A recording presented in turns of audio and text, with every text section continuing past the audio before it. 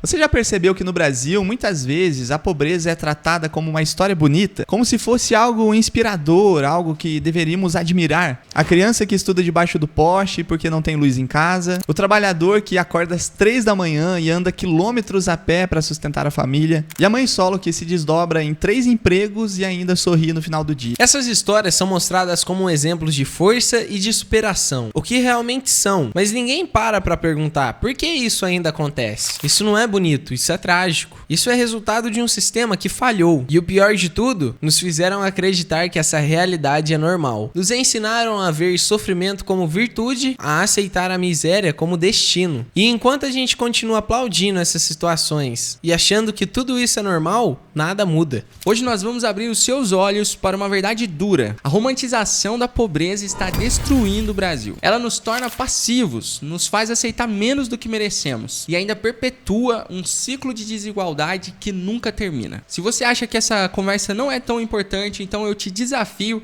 a ficar até o final desse vídeo. Talvez depois de hoje você nunca mais veja a pobreza da mesma forma. Muitas vezes nós ouvimos frases como ele é pobre, mas é feliz. Dinheiro não traz felicidade. Ou o importante é ter saúde. Mas será que essa visão não esconde um problema muito maior? A romantização da pobreza acontece quando as dificuldades diárias dos mais pobres são tratadas como algo bonito ou inspirador. E isso pode aparecer em diversas formas. Músicas e filmes que exaltam a vida na favela como algo bonito e alegre, sem mostrar a violência, a falta de saneamento e as dificuldades enfrentadas pelos moradores. Campanhas publicitárias e reportagens que destacam histórias de superação extrema, como crianças estudando à luz de um poste ou pessoas que andam quilômetros para trabalhar, sem questionar por que essas condições existem. Outra forma também é a ideia de que quem nasce pobre deve se conformar com sua realidade e apenas aceitar esse mundo, sem questionar sua própria vida ou buscar por melhores condições e quem sabe uma vida de abundância. Se enxergarmos a pobreza como algo natural ou até inspirador, deixamos de exigir mudanças reais. A falta de políticas públicas para moradia, educação e saúde de qualidade se torna cada vez mais aceitável. A ideia de que o pobre precisa apenas se esforçar mais desconsidera as barreiras que ele enfrenta. Segundo o IBGE, mais de 60% das pessoas que nascem pobres no Brasil permanecem na mesma condição ao longo da vida. O esforço individual, na maioria das vezes, não compensa uma estrutura quebrada, como é o sistema político e econômico do nosso país, onde os governantes estão dando risada e se divertindo ao som de chicotes e estalando nas costas do povo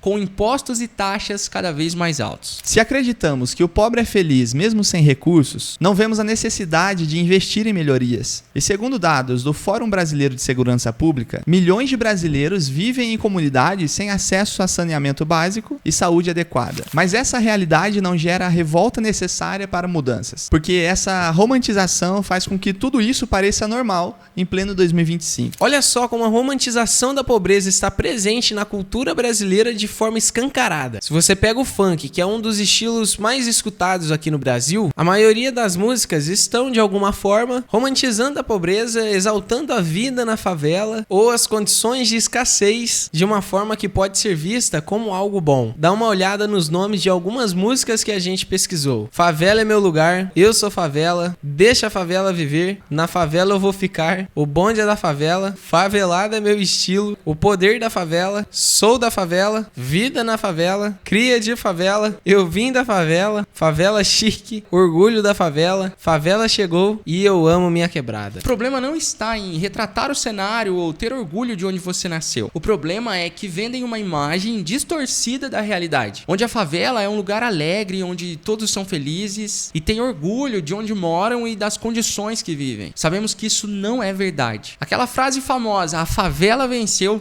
ainda está longe de se concretizar. A romantização também aparece nas redes sociais. É comum você ver alguns influencers ou celebridades que, quando querem militar, vez ou outra eles aparecem falando algo como não ter dinheiro pode ser algo nobre ou espiritual. Como se a falta de recursos fosse um caminho para a felicidade e a realização pessoal. Mas é claro que é mais fácil romantizar a pobreza quando na sua conta bancária tem milhões e você mora numa mansão em Alphaville. Você já reparou que aqueles que romantizam a pobreza não estão mais lá? absolutamente nenhum deles. Até mesmo os cantores de funk que cantam que a favela é o seu lugar, já se mudaram de lá faz tempo. Está certo, a miséria não é lugar de ninguém. Até quando essa cultura continuará sendo propagada no nosso país? Esses exemplos, embora alguns com intenções positivas, acabam no fim reforçando a ideia de que viver na pobreza é algo até bonito, quando na verdade é um ciclo que precisa ser rompido para que as pessoas possam alcançar uma vida digna e próspera de verdade. Sem esse papinho de a favela venceu. Ao invés de só elogiar o esforço individual e esquecer do problema, devemos cobrar mudanças estruturais, como educação de qualidade, acesso à saúde e transporte público eficiente. E isso se faz principalmente sabendo escolher quem você coloca no governo